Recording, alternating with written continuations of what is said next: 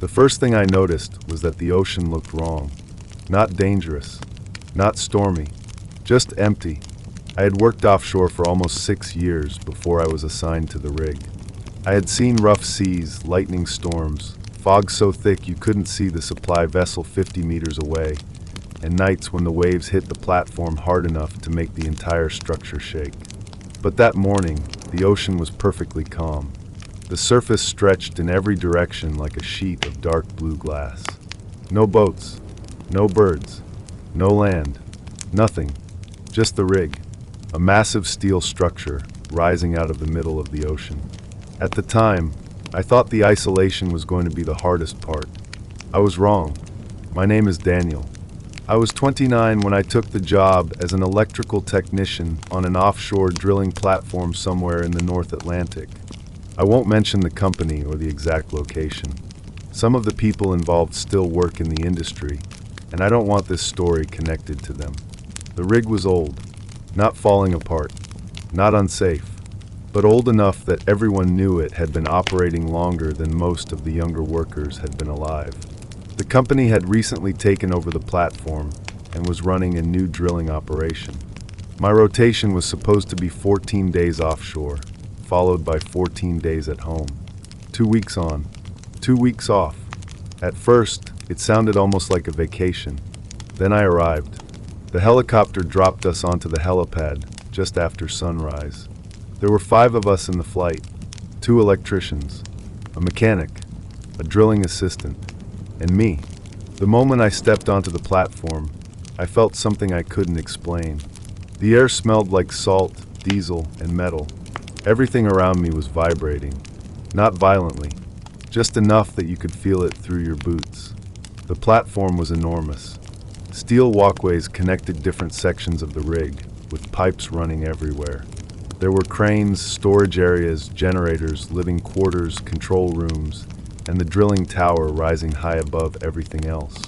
It looked almost like a small industrial city, except there was no city, no road, no hospital, no police station, no houses, no way home unless the helicopter or supply vessel came for you. The supervisor gave us the usual safety briefing. Emergency exits, fire stations, life rafts, helicopter procedures, evacuation points. And then he said something that stayed with me. If you hear an alarm at night, don't assume it's a drill. Everyone laughed. He didn't. Then he continued. Out here, you follow instructions first and ask questions later. I thought he was just trying to scare the new guys. I didn't know how serious he was. My first 3 days were completely normal. I worked mostly inside the electrical rooms and maintenance areas. The routine was exhausting but predictable. Wake up, eat, work, eat, work, sleep. There was almost no privacy. About 100 people lived on the platform during the busiest period. We shared rooms, shared bathrooms, shared dining areas, and shared every square meter of the structure. The only place where you could truly be alone was outside, and nobody stayed outside longer than necessary. During the day, it wasn't too bad. The ocean was beautiful. At night, it became something else. You could stand on the outer walkway and look over the railing. There was nothing below you except black water. The platform lights illuminated a small circle around the structure. Beyond that circle was complete darkness. Sometimes you couldn't even see the horizon. It felt like standing on the edge of the world. On the 4th night, I was working the late shift. It was around 2:10 in the morning when I first heard it. 3 knocks. I was inside an electrical corridor on the lower deck. The sound came from behind me. Knock, knock, knock. I turned around. There was a steel door about 10 meters away. It led to an exterior access corridor. I assumed someone was trying to get my attention. Yeah, nothing. I walked over and opened the door. Cold air hit my face. The corridor outside was empty. I looked left. Nothing. I looked right. Nothing. The ocean was completely still. I closed the door. Then I heard the knocking again. This time, it came from somewhere underneath me. 3 knocks. Slow. Heavy. Knock. Knock. Knock. I froze. There was no reason for someone to be underneath that section of the platform. The lower decks were restricted during drilling operations, and most of the access points were locked. I radioed the control room. "Control, this is Daniel. You got anyone working lower deck?" A few seconds passed. Then the operator replied, "Negative." I looked at the floor. "Can you confirm?" "Confirm what?" I heard knocking. There was silence. Then the operator said something strange. "Don't go looking for it." I laughed because I thought he was joking. He wasn't. "Why?" Another pause. "Just come back to the electrical room." I did. I didn't mention it to anyone after that. The next morning, I asked one of the older workers about the sound. His name was Mark. He had been working offshore for almost 20 years. When I described what happened, he didn't laugh. He just looked at me. "Which deck?" I told him. His expression changed. "Don't worry about it." "What does that mean?" "Nothing. You know something?" He shook his head. Then he lowered his voice. "People hear things out here." I thought he was talking about the machinery, the constant vibration, the pipes expanding and contracting, the pressure changes, the wind. He explained that offshore platforms made strange noises all the time. Steel groaned, pipes rattled, valves slammed, water hit the structure. Sometimes the sounds traveled through the steel and seemed to come from somewhere completely different. That explanation made sense. I accepted it until the fifth night. At 1:47 a.m., the platform lost power. Not completely. The emergency lights came on immediately. The drilling equipment shut down. The ventilation system changed. And every worker on the night shift stopped moving. For about 20 seconds, there was complete silence. Then the alarm started. Red lights flashed throughout the corridors. People moved toward their emergency stations.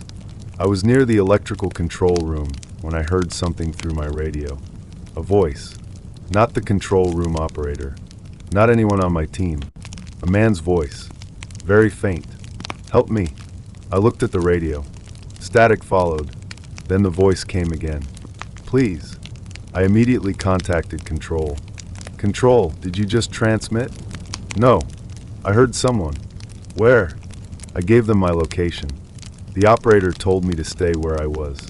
Then the radio went silent. A few minutes later, power was restored.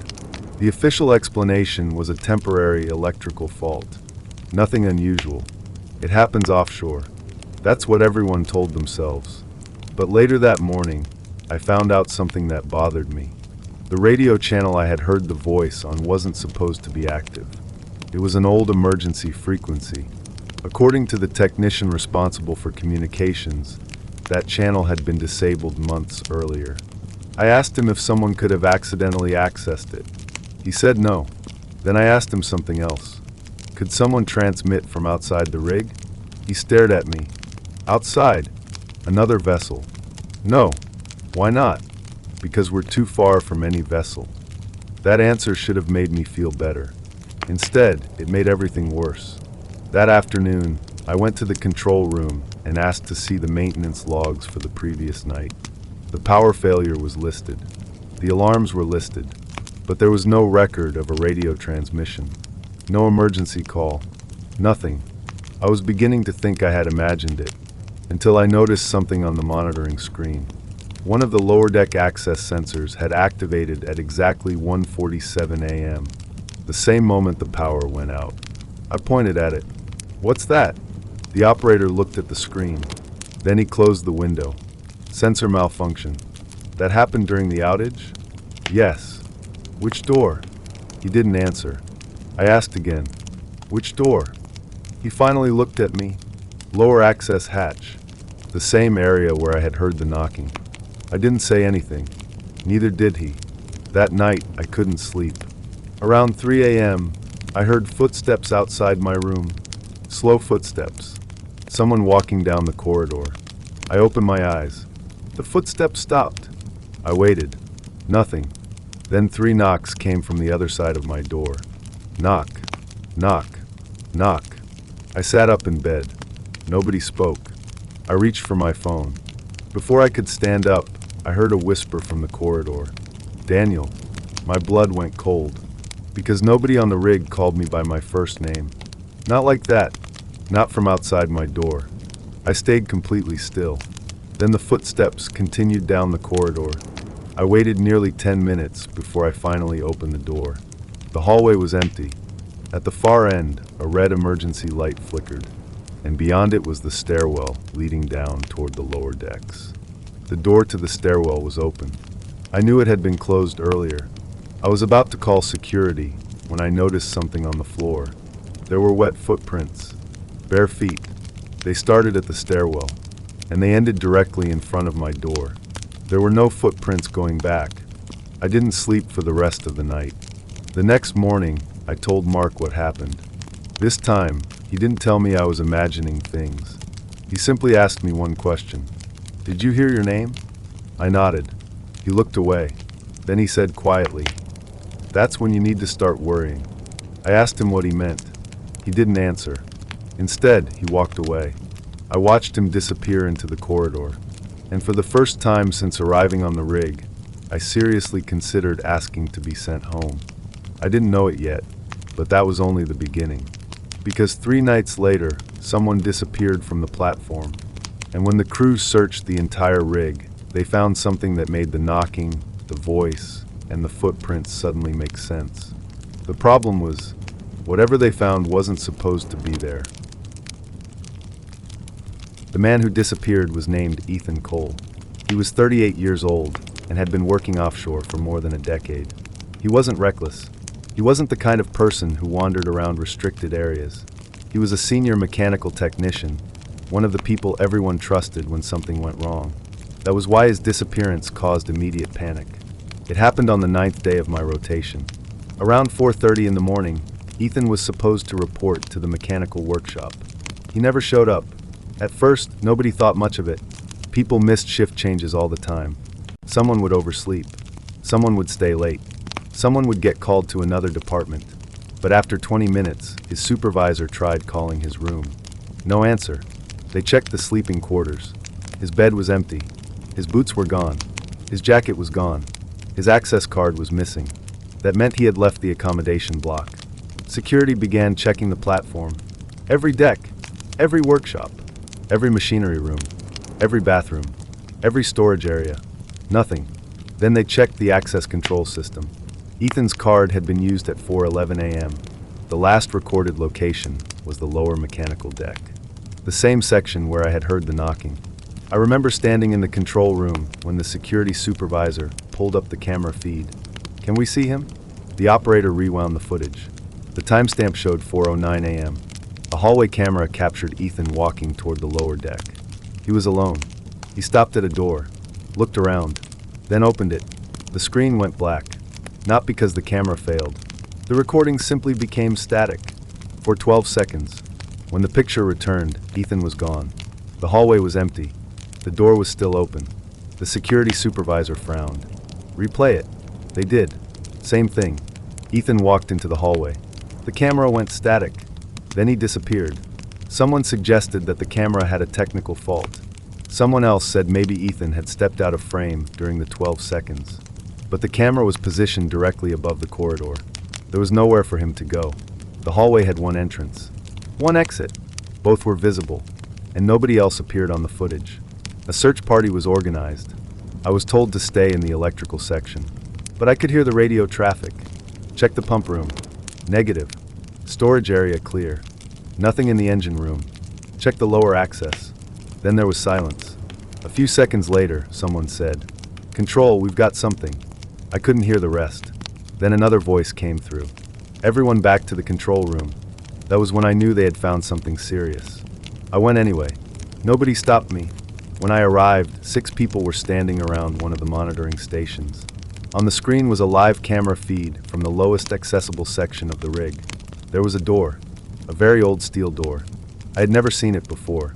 It was below the main operational levels, partially hidden behind pipes and structural supports. The door was covered in rust. But what caught my attention was the paint. There was a faded warning symbol across it. The symbol had been painted over several times. The current crew apparently wasn't supposed to know the door existed. The security supervisor turned toward the offshore manager. Why is this here? The manager didn't answer. He simply said, "Get everyone away from this area." That immediately raised more questions. A few minutes later, the company contacted the crew and announced that Ethan had likely fallen overboard. It didn't make sense. There was no evidence, no damaged railing, no emergency beacon, no witness, no splash detection, and most importantly, Ethan's personal locator was still transmitting. From somewhere inside the rig, his signal was moving, slowly. It appeared to be coming from beneath us. At first, everyone assumed the locator was malfunctioning. Then the signal stopped. At exactly the same time, the old door appeared on one of the security cameras. It was open. Nobody had opened it. At least nobody admitted to doing so.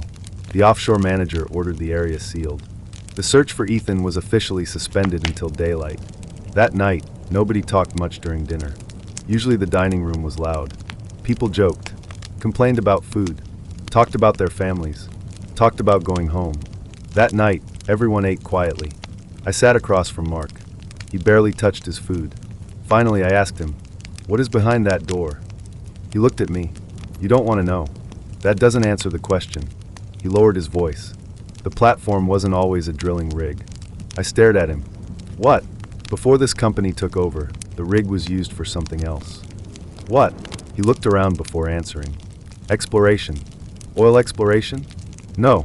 He paused. "Seabed research." I didn't understand. He explained that decades earlier, the platform had been modified for deep-water geological surveys. There had been a project involving a section of the seabed beneath the rig. They drilled deeper than normal. Much deeper. According to Mark, the project was abandoned after an accident. How many people died? He didn't answer immediately. Officially? I nodded. 3. And unofficially? He looked down at his plate. Nobody knows. I thought he was exaggerating, until he told me about the lower levels. The original platform had been built around an old service shaft. The shaft extended beneath the operational decks and connected to a sealed section below. That area had been abandoned before most of the current crew were born. The company had supposedly welded it shut. But the old door we had seen wasn't welded. It was still functional, and Ethan's signal had disappeared somewhere beyond it. I asked Mark why the company hadn't mentioned any of this during the safety briefing. He smiled bitterly, because if they told everyone what was underneath us, nobody would come back. That night, around 11 p.m., the alarms sounded again. This time there was no power failure, no fire, no equipment problem, just one alarm, a low-frequency warning tone, the kind used for unauthorized access. The control room immediately checked the cameras. The lower deck sensor had been triggered. Again, then another sensor activated, then another. Something was moving through the restricted area, slowly, heading upward. The security team was ordered to intercept it. I stayed in the control room. The camera feed showed empty corridors. Nothing moved, but the sensors continued activating one after another. The signal was approaching. Everyone watched the monitors. Then one of the cameras flickered. For a fraction of a second, I saw something. A person, standing at the end of a corridor. The image returned to normal. Empty. I thought I had imagined it. Then the camera flickered again. The figure was closer. Someone zoomed in. It looked like a man. He was wearing an orange offshore coverall. I couldn't see his face. The camera flickered. Closer. Flicker. Closer. The figure was now standing directly in front of the camera. Then the feed went black. The room became silent. The security supervisor grabbed his radio. Security team report. Static. Security team report. Nothing. Then a voice came through. Very faint. He's here. The supervisor looked at everyone. Who? The radio crackled. He's behind us. Then there was a loud metallic impact. The transmission ended. 2 security officers were missing. The platform went into full lockdown. Every external door was secured. All non-essential personnel were ordered into the accommodation block. Nobody was allowed to move between decks. The emergency procedures were activated. I remember sitting in the recreation room with 30 other workers. Nobody spoke. We could hear the machinery running beneath us. The vibration traveled through the floor. Then we heard something else. 3 knocks. Everyone looked up. Knock. Knock. Knock. This time, the sound wasn't coming from outside. It came from inside the wall. A man sitting beside me whispered, "Do you hear that?" Before anyone could answer, Another set of knocks came from the opposite wall. Knock, knock, knock. Then another. Knock, knock, knock. It was moving around the room. One side, then another. Then above us, then below us. The entire room fell silent. Someone began praying. Then the intercom came alive. A voice announced, "All personnel remain in place." It was the offshore manager. His voice sounded calm. Too calm. Then he said something that made every person in the room look at each other. "Do not respond to anyone calling your name." The announcement ended. Nobody moved. 5 minutes passed. Then 10. Nothing happened. Eventually, people started relaxing. Maybe it was another equipment problem. Maybe someone had gotten into the communication system. Maybe all of us were simply exhausted. Then I heard my name. From behind me. Daniel. I turned around. Nobody was there. A second later. Daniel. This time, it came from underneath the floor. I stood up. Someone grabbed my arm. "Don't." It was Mark. He was staring at the floor. Then we heard something scrape beneath us. Slowly, like fingernails dragging across steel. The sound moved from one side of the room to the other, then stopped directly beneath me. I didn't breathe. Nobody did. 3 knocks came from beneath my boots. Knock, knock, knock. And then something whispered, "Let me out." The emergency lights suddenly went off. For 3 seconds, the entire room was completely dark. When the lights came back on, one of the men in the room was gone. His chair was empty. His phone was still on the table. Nobody had seen him leave. The doors were still locked. The security system showed no movement. And yet he was gone. That was when the offshore manager finally told us the truth. The old section beneath the rig had never been completely sealed. Years earlier, during the original drilling project, workers had reported hearing voices coming through the steel walls. The company had dismissed it as pressure-related noises. Then 3 workers disappeared. The official report said they had fallen into the ocean, but the bodies were never recovered. The project was shut down.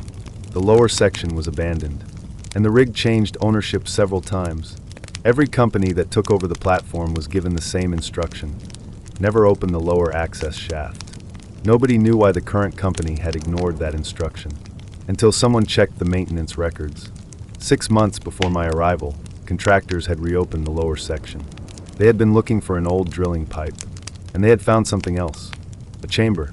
A large chamber beneath the platform, one that wasn't shown on any current blueprint. The workers who entered it reported hearing knocking. 3 knocks, over and over. They also reported seeing wet footprints inside a chamber that had been sealed for decades. The company shut it again, but they never told the crew, and now the door was open. The next morning, the offshore manager gathered a small team. They were going down. They wanted to find Ethan.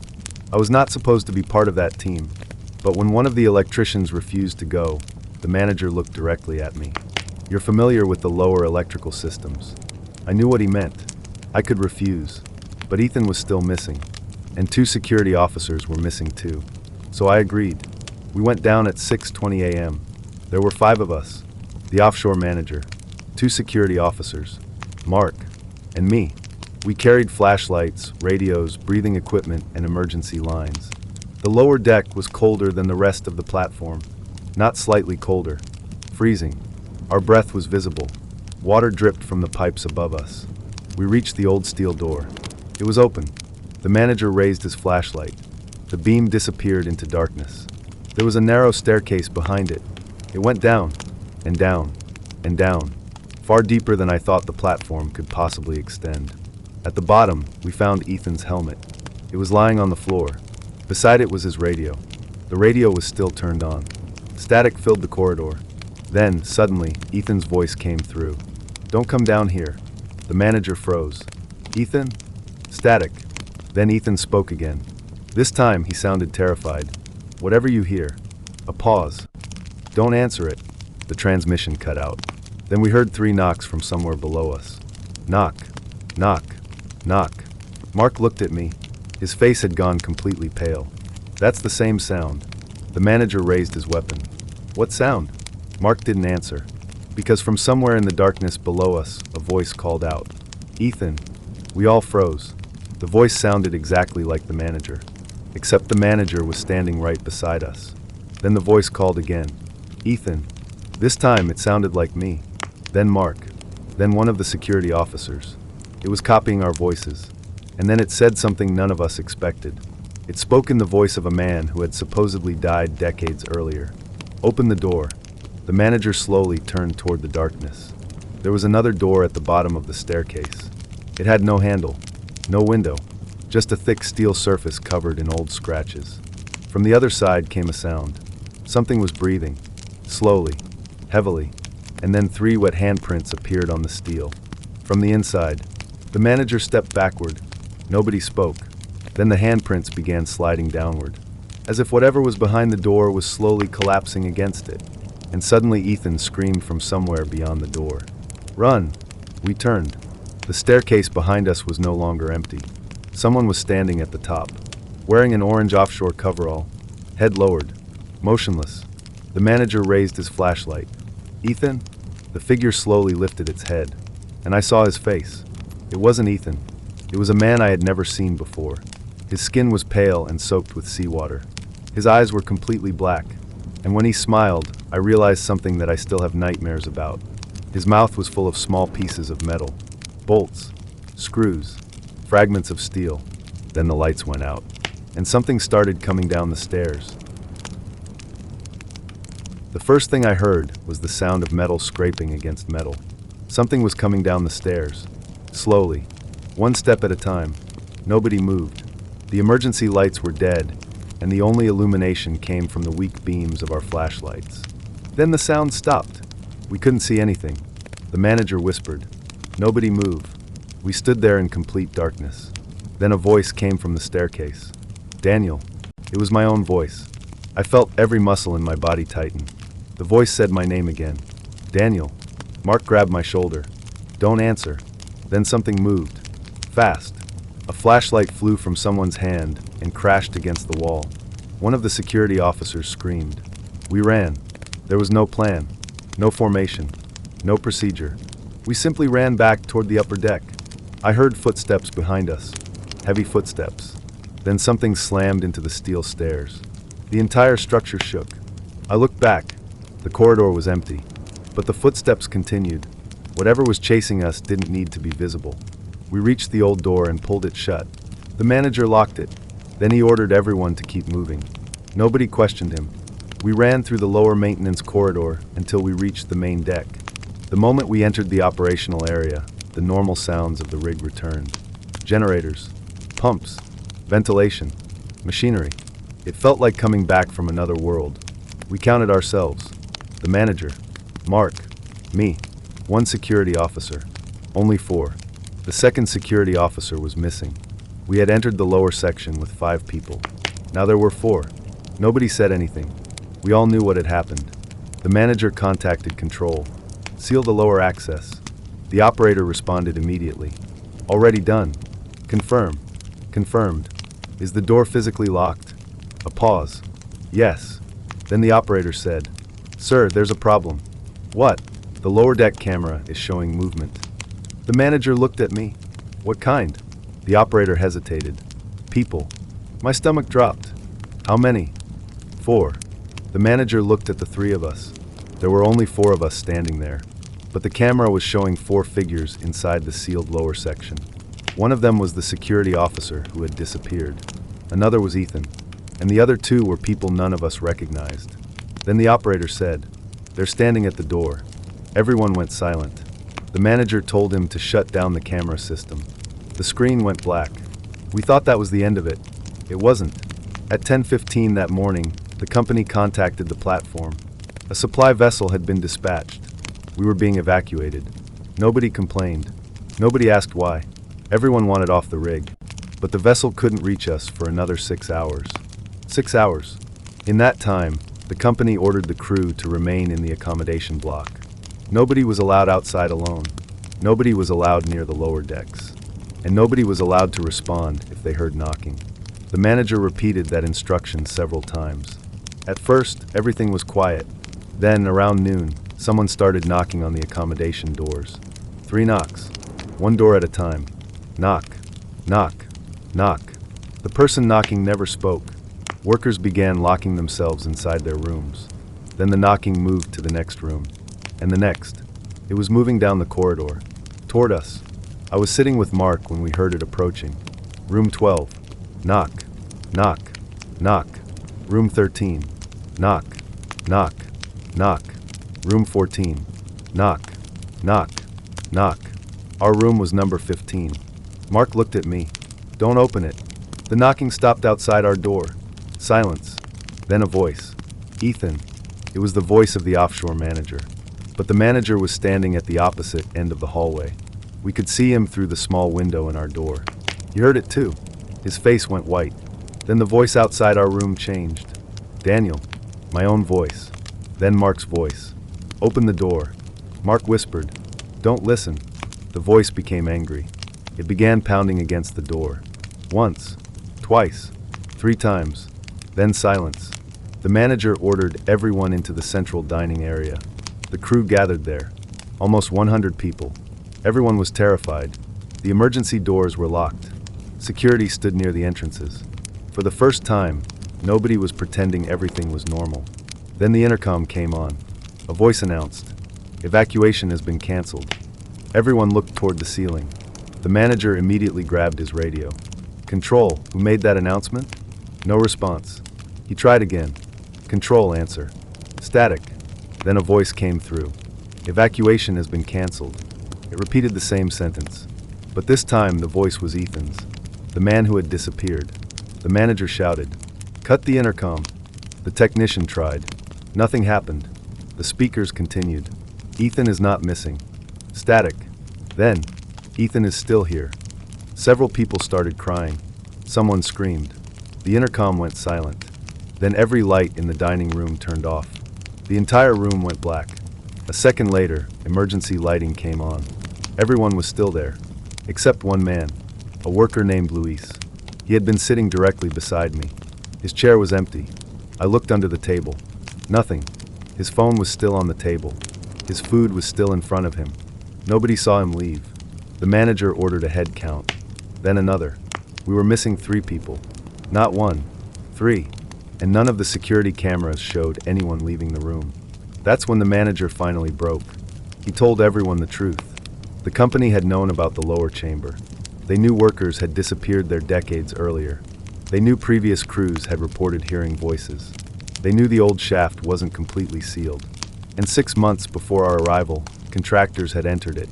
One of those contractors had recorded something. A video. The manager showed it to us. The footage was shaky. A flashlight moved through a dark underground chamber. The walls were covered with old pipes. Then the camera pointed toward the floor. There were footprints. Hundreds of them. All wet. Some were human. Some weren't. The camera moved forward. At the end of the chamber was a large circular opening. It looked like a well, but it wasn't filled with water. It was completely black. Then something moved inside. The contractor backed away. A voice came from the hole. "Help me," the contractor replied. "Who's there?" The moment he said those words, the video ended. The contractor who recorded it never returned to the platform. The company listed him as having resigned. Nobody believed that anymore. The manager turned off the video. "We leave when the vessel arrives." Someone asked, "What happens if it doesn't?" Nobody answered. At 5:42 p.m., we heard the supply vessel approaching. Everyone rushed toward the helipad. For the first time all day, people were smiling. We could see the ship in the distance. It was coming. We were going home. Then the radio operator said, "Something's wrong." The vessel had stopped. It was less than a kilometer away. Its engines were running, but it wasn't moving. The radio operator tried to contact them. No answer. Then the ship's lights began turning off. One by one. Bridge. Deck. Cabins. Engine area. Everything went dark. The vessel was still there, but nobody responded. The manager contacted them again. Nothing. Then a voice came through. Very quietly. "Don't let them aboard." Everyone heard it. The voice belonged to the captain. The manager asked, "Who?" The captain whispered, "They're already on the ship." Then the transmission ended. A few seconds later, the vessel began drifting away. No one was steering it. It disappeared into the darkness. We were trapped. Again. That night was the worst. The rig became completely silent. The drilling equipment had been shut down. Most systems were on emergency power. Without the normal machinery noise, the platform felt dead. And that's when we began hearing voices. Not one, dozens. They came from different parts of the structure. Some sounded like workers. Some sounded like people we knew. Some sounded like children. And every voice was saying the same thing. Open the door. Around midnight, the manager decided to check the lower access one final time. I don't know why. Maybe he thought the only way to stop it was to find the source. Maybe he was simply desperate. He took Mark, me, and 2 security officers. We reached the lower corridor. The old door was still locked, but there was water underneath it. Fresh seawater. It slowly spread across the floor. Then the knocking started. 3 knocks. From the other side, the manager whispered, "Nobody speaks." We waited. Another 3 knocks. Then a voice. "Ethan, please." The manager closed his eyes. "Ethan?" Mark grabbed him. "Don't." Too late. The moment he said Ethan's name, something slammed into the other side of the door. Once. Twice. 3 times. The steel bent inward. We ran. Behind us, the door began opening. We heard dozens of footsteps. Not one person. Dozens. Running. We reached the upper deck. The entire platform shook. Then every alarm went off at once. The ocean around the rig suddenly became violent. Waves slammed against the structure. Wind appeared from nowhere. The sky turned black, and in the middle of the storm, the rig's emergency lights illuminated something in the water. People. Dozens of people. Standing in the ocean around the platform. They were too far from the rig to be standing on the seabed. But they were there, standing upright in the water, looking at us. Some wore old offshore uniforms. Some wore modern coveralls. One of them was Ethan. He raised his hand and pointed toward the lower section. Then the entire rig went dark. I don't remember much after that. I remember alarms, people screaming, steel breaking, water pouring into the lower decks. I remember Mark dragging me toward the lifeboats. I remember the manager shouting that the evacuation system had failed. Then I remember the ocean. Cold, dark, endless. I woke up inside a lifeboat the next morning. There were 7 of us, out of nearly 100 people. A rescue vessel found us about 20 miles from the rig. The official report said the platform suffered a catastrophic structural failure during a severe storm. Most of the crew were presumed lost. The company never mentioned the lower chamber, never mentioned the missing workers, never mentioned the voices, never mentioned the footprints, and definitely never mentioned the people standing in the ocean. I spent months trying to convince myself that I had imagined everything. Then, almost a year later, I received an envelope. No return address. Inside was a photograph. It showed the oil rig, taken from far away. The platform was still standing. The photograph had been taken 3 months after we were supposedly evacuated.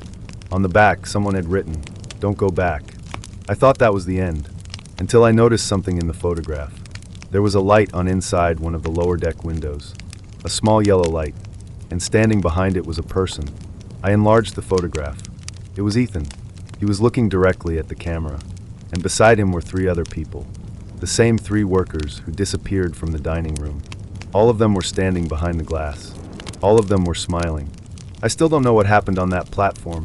Maybe there was an old underground chamber. Maybe the drilling project opened something that should have remained sealed.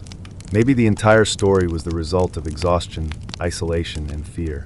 That's what I tell myself, because the alternative is much worse. The last time I worked offshore, I was standing on another platform hundreds of miles away. It was late. The ocean was calm. I was alone on the outer deck. Then I heard it. 3 knocks. Behind me.